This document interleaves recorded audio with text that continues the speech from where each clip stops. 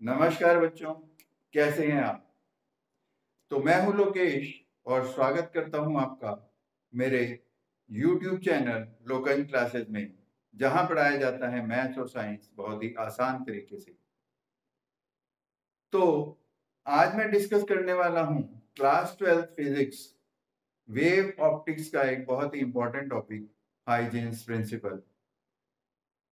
तो hygiene principal discuss करने से पहले बच्चों, जो लोग इस चैनल पे नए हैं तो इस चैनल को सब्सक्राइब करें, और जिन्होंने अब तक सब्सक्राइब नहीं किया है वो भी सब्सक्राइब करें, ताकि आपको डिफिकल्ट टॉपिक्स पे इजी टिप्स देखने को मिले और आपको मार्क्स स्कोर करने में कोई भी दिक्कत ना हो।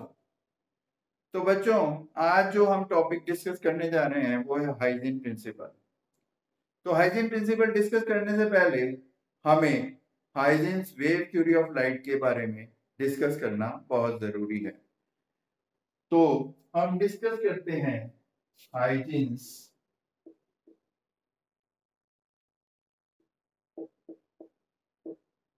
वेव थ्योरी ऑफ लाइट, जो कि आई थी 1678 में। तो hygienes wave theory of light का जो पहला पॉइंट जो हाइजीन ने बताया था वो ये कहते हैं कि light is a mechanical wave. और जब उन्होंने ये कहा कि एक ये मैकेनिकल वेव है, then he said it requires a medium to travel.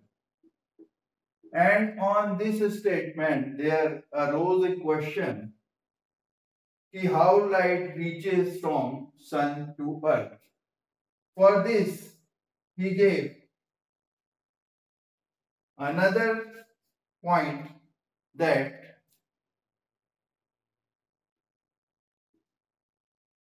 there is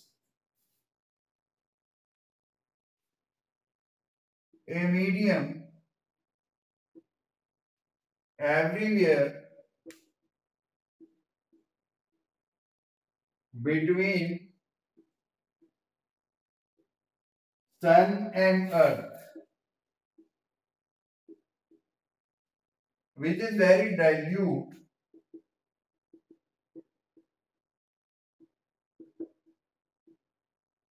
and highly elastic.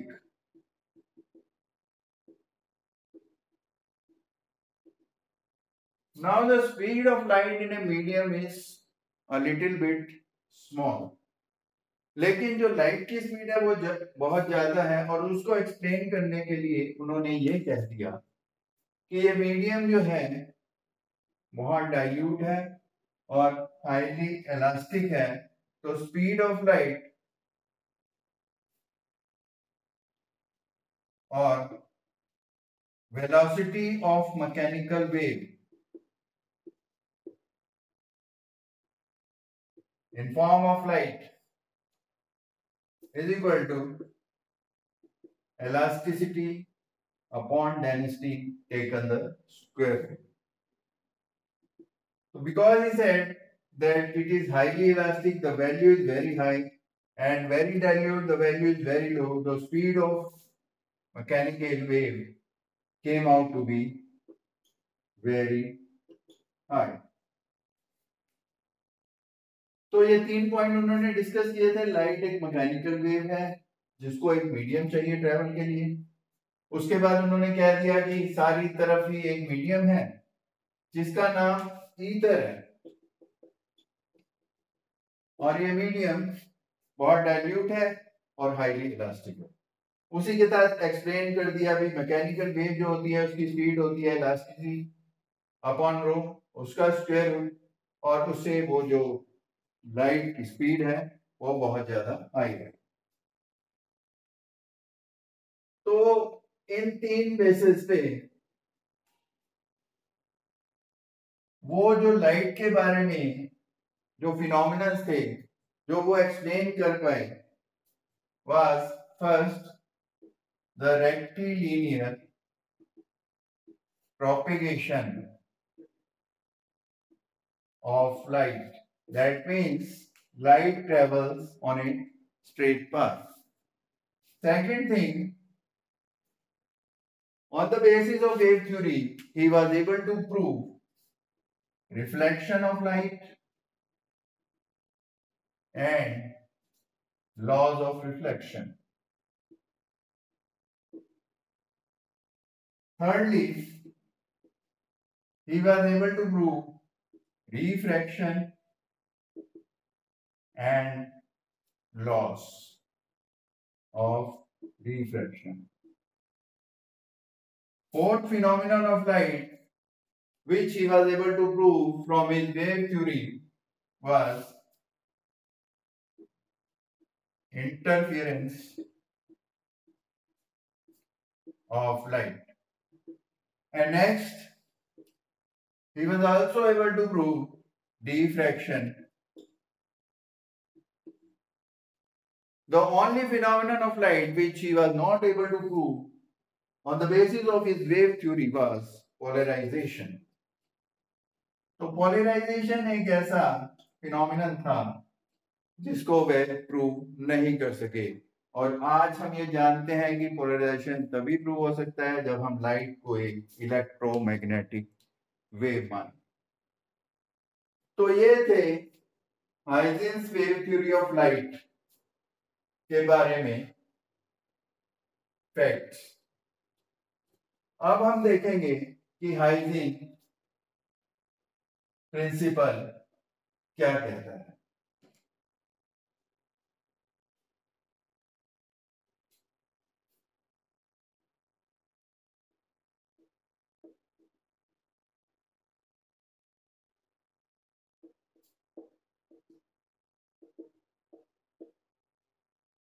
तो हाइजेंस प्रिंसिपल के इम्पोर्टेंट पॉइंट डिस्कस करने से पहले हमें ये पता होना चाहिए कि हाइजेंस ने जो ये प्रिंसिपल बनाया था उसके लिए जो भी चीजें नेसेसिटी थी वो कौन सी थी। तो पहला सबसे पहले हमें जानना पड़ेगा कि वेव फ्रंट क्या चीज है। तो वेव फ्रंट के बारे में जो हाइजेंस ने बताया था वो ये कहते हैं कि wave front is the point locus of all the particles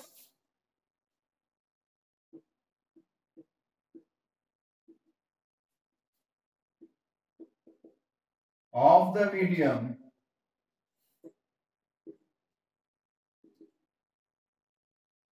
so wavefront is the locus of all the particles of the medium vibrating in the same phase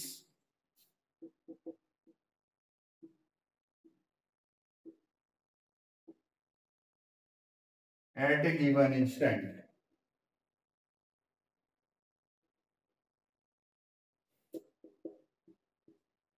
तो फर्स्ट थिंग ये हमें पता होना चाहिए कि वेव फ्रंट क्या होता है। Wave front is locus of all the particles of a medium vibrating in the same phase at a given instant.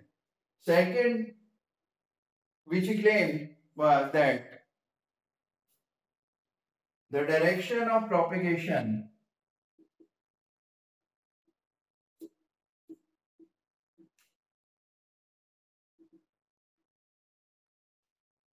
to the direction of propagation of wave is always perpendicular to the wave front। तो उनका कहने का मतलब था कि जो wave होती है वो वेव फ्रंट के परपेंडिकुलर ही प्रोपेगेट करती है। तो अब हम देखेंगे कि वेव फ्रंट कितने टाइप्स का होता है।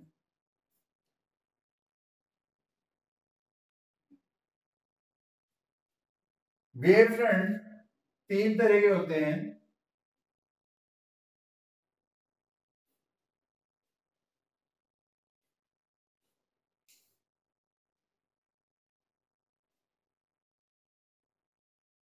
पहला जो होता है वो होता है स्फेरिकल, दूसरा वेव फ्रंट जो होता है वो होता है प्लेन,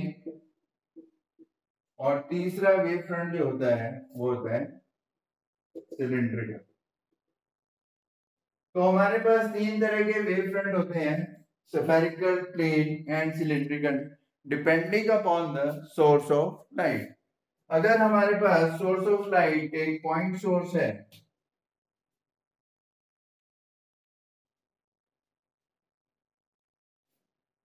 तो ये हमारी वेव्स है, ये इधर गई, ये इधर चली गई, ये इधर चली गई, ये इधर चली गई, ये इधर चली गई, और ये इधर चली गई।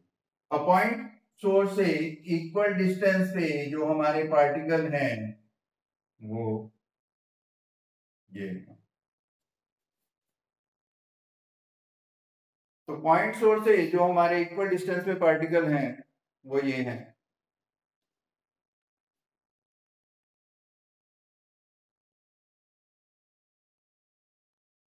और ये हमारा वेव फ्रंट है।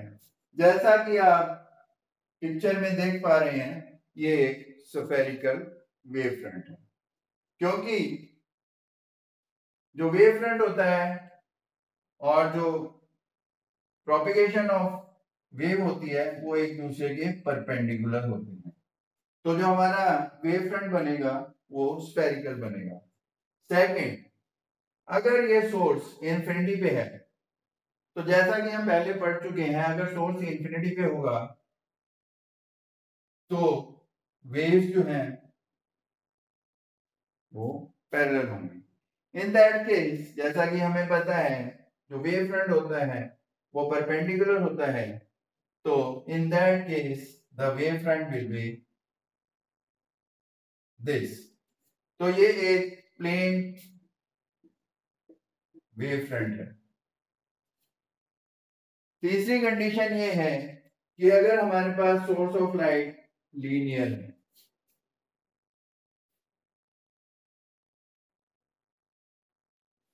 ये हमारे पास सोर्स ऑफ लाइट है, तो लाइट हमारी इधर से इस डायरेक्शन में,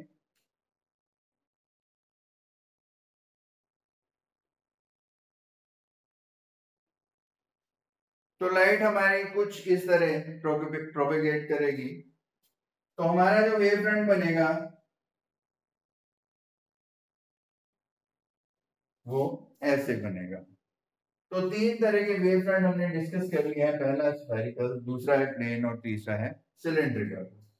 और तीनों कंडीशन में हमने देखा है कि ये जो वेव फ्रंट है और जो वेव्स की मोशन है that is perpendicular to each other.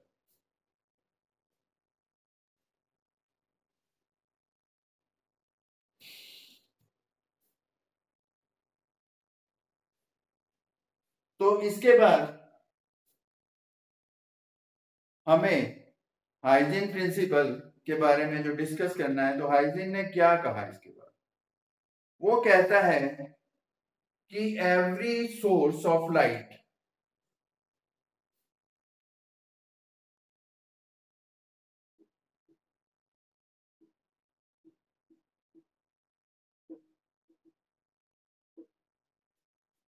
कि every source of light is a center of disturbance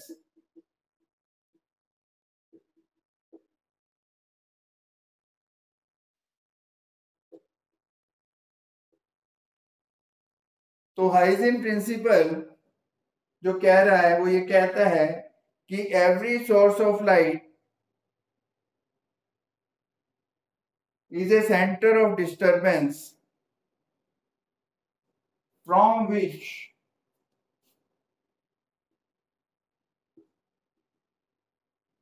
the waves spread in all directions। तो ये हमारा कहता है कि every source of light is a center of disturbance from which waves spread in all direction, all the particles which are equidistant from the source। तो जितने भी particle हैं जो कि इक्विडिस्टेंट है सोर्स से और वाइब्रेट कर रहे हैं, vibrating in the same phase,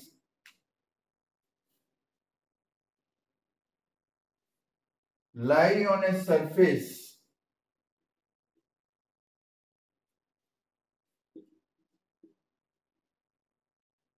called wave front। तो अभी तक हमने डिस्कस किया था कि वेव फ्रंट होता क्या है।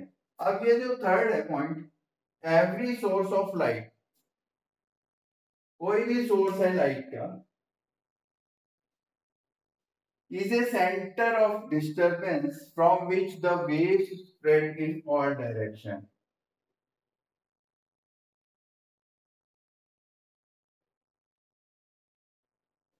आगे है all the particle which are equidistant from the source, यहां से distance x x x x x x, तो जितने भी पार्टिकल इस सोर्स से इक्विडिस्टेंस हैं और वाइब्रेट कर रहे हैं सेम फेज में,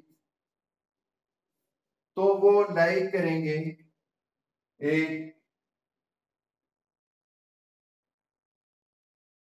सरफेस पे जिसे हम कहेंगे वेव फ्रंट। ठीक है, तो बच्चों ये आपको समझ आ गया।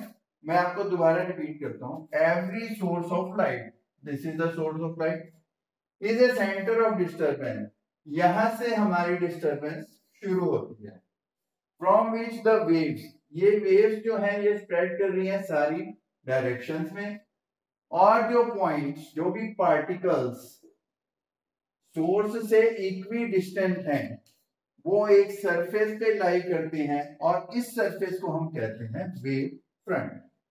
तो मेरे हिसाब से ये आपको मैंने बहुत ही इजी समझाया है और आपको समझ आ गया होगा। तो ये नोट कर लीजिए आप।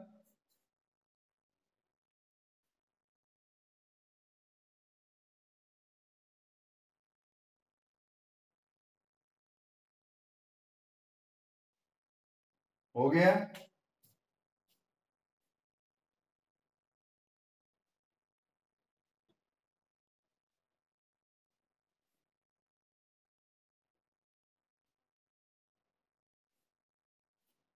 And now the next is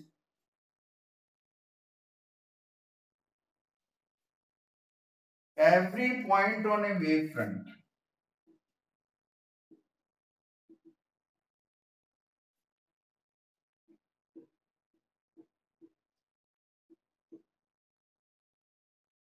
जितने भी पॉइंट हैं इस वेव फ्रंट पे act as a source of secondary disturbance। So every point on a wave front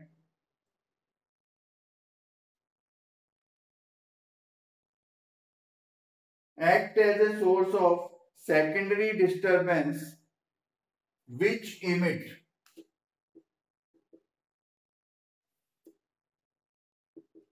their own। तो क्या है, every point in a wave front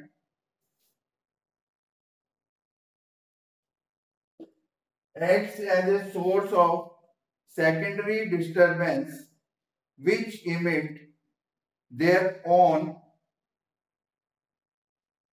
wave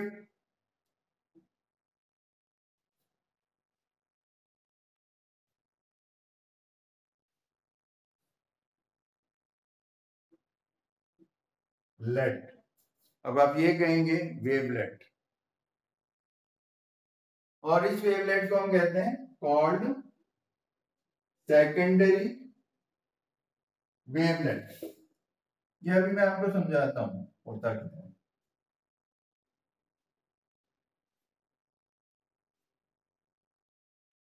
secondary wavelet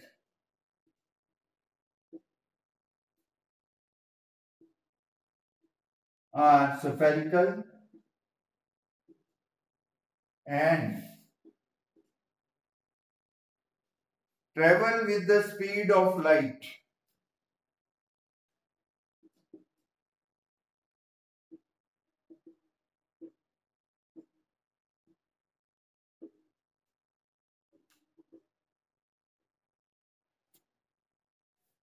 in all direction.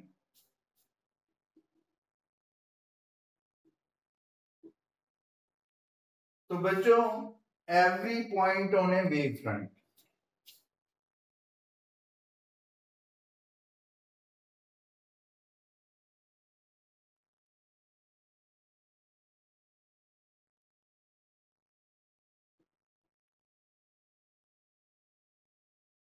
ये हमारा wave front है। तो every point on a wave front act as a source of secondary disturbance। तो ये सारी हमारी सेकेंडरी डिस्टरबेंस है, और इसको कहते हैं हम सेकेंडरी वेवलेट। ठीक है, secondary wavelet are spherical. These are spherical and travel with a speed of light in all direction. And the last point is the common tangent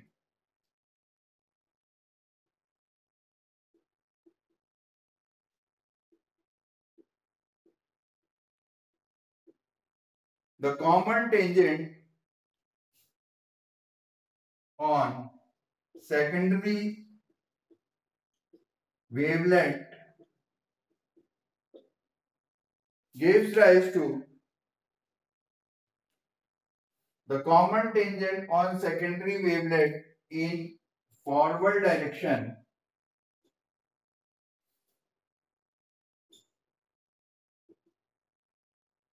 तो इस पे हम एक कॉमन टेंजेंट लगाएंगे।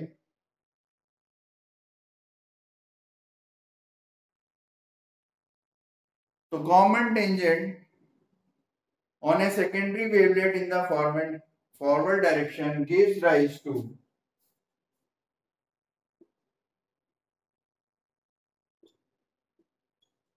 a new wave front।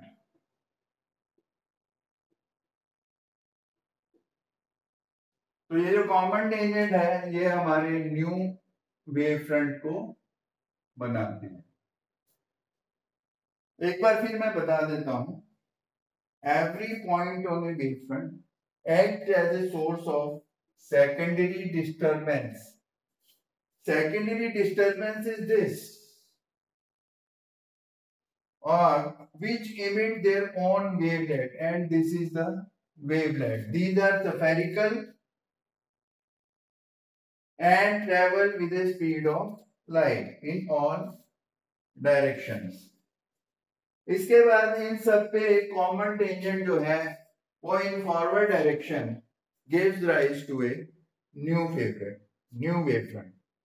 तो बच्चों, आज की वीडियो में बस इतना ही। तो आज हमने डिस्कस किया है हाइजीन प्रिंसिपल के बारे में, जो कि क्लास 12th के लिए एक बहुत ही इंपॉर्टेंट टॉपिक है। आने वाले वीडियो में हम इसी तरह के इंपॉर्टेंट और डिफिकल्ट टॉपिक्स के बारे में बात करेंगे, जो हमारे पढ़ाने के बाद हो जाएंगे बहुत ही इजी। तो बच्चों, इस वीडियो को देखने के बाद आपको हाइजीन प्रिंसिपल के बारे में अच्छी तरह समझ आ गया होगा और आप फुल स्कोर मार्क्स कर सकेंगे। धन्यवाद।